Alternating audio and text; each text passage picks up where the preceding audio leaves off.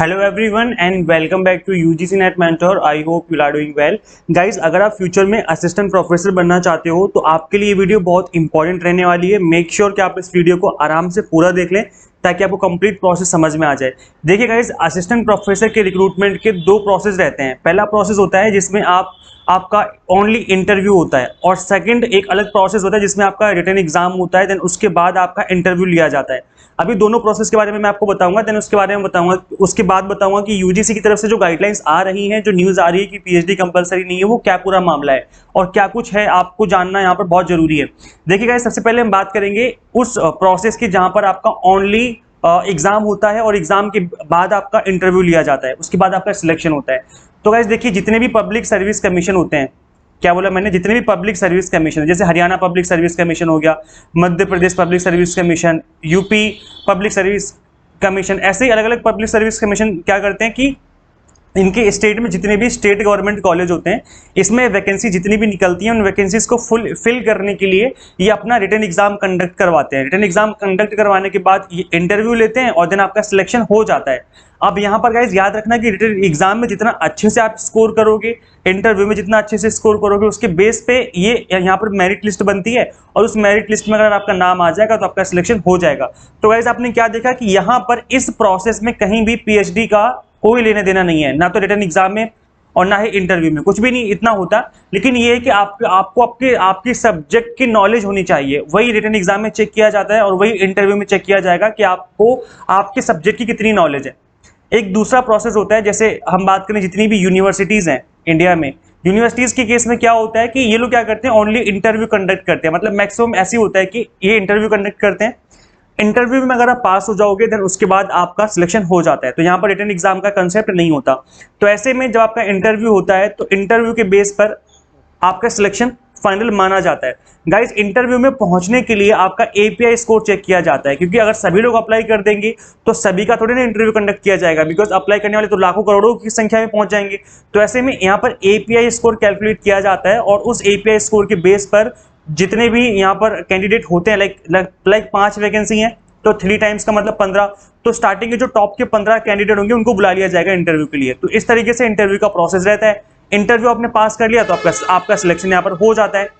तो गाइस देखिए, अगर हम बात करें एपीआई स्कोर की, तो एपीआई स्कोर होता क्या है, इसको बोलते हैं हम लोग एकेडमिक परफॉर्मेंस इंडेक्स। क्या बोलते हैं?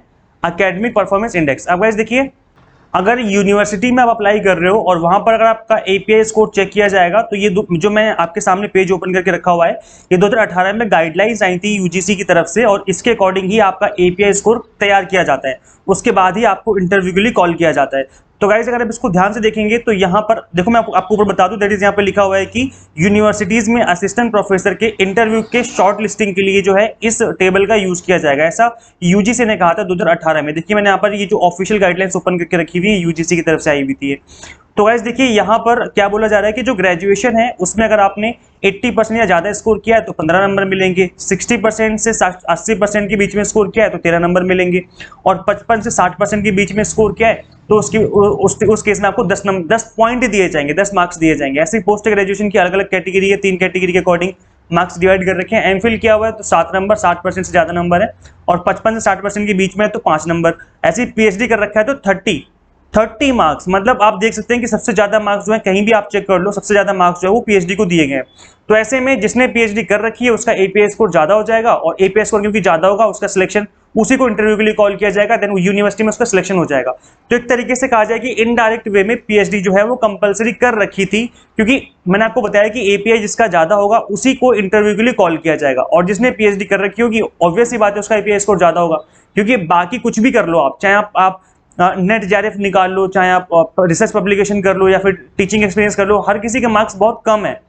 और ऐसे ऊपर है जो आपने ग्रेजुएशन पोस्ट ग्रेजुएशन की आपने देखा, तो यहाँ पर कहीं भी 30 मार्क्स का जो जिक्र है वो नहीं किया गया, लेकिन 30 मार्क्स अकेले यहाँ पर दे रखे हैं पीएचडी को।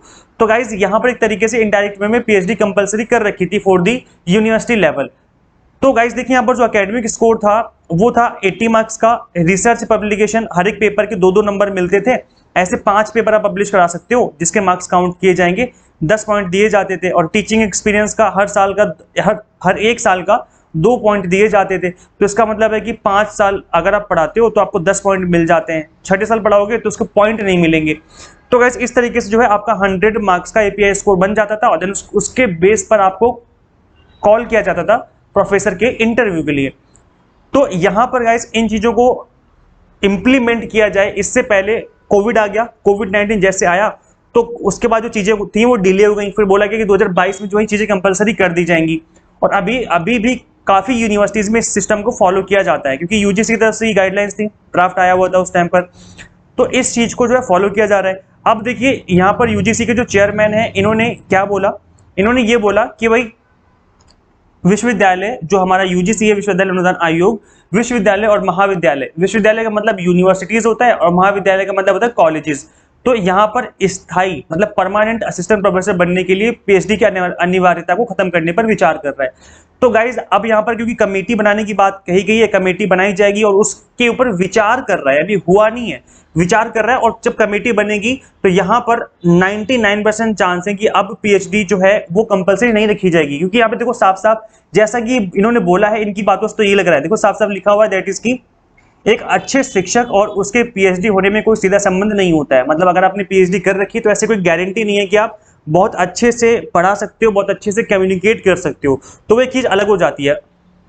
लेकिन याद रखना गाइस कि जो पीएचडी होगी, पीएचडी कंपलसरी रखी जाएगी फॉर दी रिक्रूटमेंट या प्रमोशन पर्पस के लिए। जैसे अगर आप असिस्टेंट प्रोफेसर के बाद अगर आप एसोसिएट प्रोफेसर बनते हो या ओनली प्रोफेसर बनते हो जिनकी सैलरी बहुत ज्यादा होती है, तो असिस्टेंट प्रोफेसर बनने के बाद आप ये बनते हो, मतलब प्रमोशन होता है आपका, उस केस में आपकी पीएचडी कंपलसरी होगी। लेकिन असिस्टेंट प्रोफेसर बनने के लिए अब पीएचडी जो है वो अनिवार्यता खत्म करने की बात कही जा रही है यहाँ पर।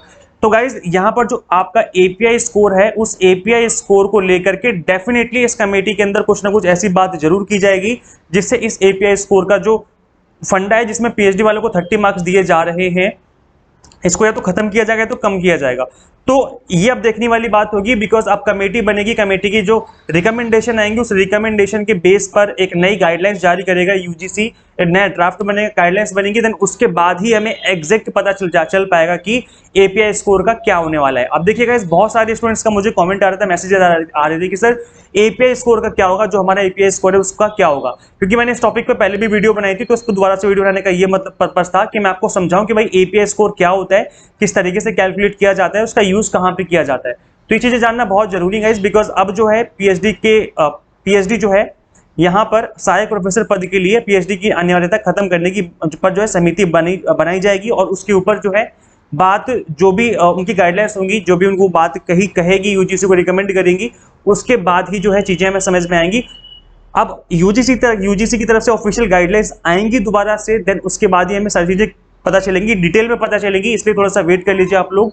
जो चीजें वो डेफिनेटली जो है आपके लिए आपके फेवर में होने वाली हैं। तो गाइज आप देखिए केवल यूजीसी नेट अगर आपने पास कर लिया तो आप एलिजिबल हो जाओगे असिस्टेंट प्रोफेसर बनने के लिए, परमानेंट पोस्ट के लिए। इसलिए अच्छे से पढ़ना स्टार्ट कर दो और इस बार अच्छे से अपना एग्जाम क्रैक कर लो। Guys UGC NET mentor android app पे हम exam targeted based crash course आपको अवेलेबल करवा रहे हैं जिसमें वीडियो लेक्चर्स हैं, online mock test and PDF format में नोट्स भी अवेलेबल है। तो एक सिंगल प्लेस पे आपको सारी चीजें मिल जाएंगी। इसलिए गाइस इस ऐप को अपने मोबाइल फोन में इंस्टॉल कर लीजिए और अगर एक सिंगल अटेम्प्ट में आप इस एग्जाम को क्रैक करना चाहते हो तो इस ऐप को इंस्टॉल कर लो अपने मोबाइल फोन में और अपनी जो प्रिपरेशन है वो एग्जाम टारगेटेड बेस्ड स्टार्ट कर लो। इस वीडियो में इतना ही गाइस, ज्यादा से ज्यादा इस वीडियो को शेयर जरूर कर देना ताकि बाकी स्टूडेंट्स को पता चले कि क्या चल रहा है, भाई एपीआई स्कोर क्या होता है, किस तरीके से चीजें होती हैं। और गाइस चैनल को सब्सक्राइब नहीं किया सो मेक श्योर आप इस चैनल को सब्सक्राइब जरूर कर ले। मिलते हैं नेक्स्ट वीडियो में, till then keep watching UGC NET mentor. Thank you so much.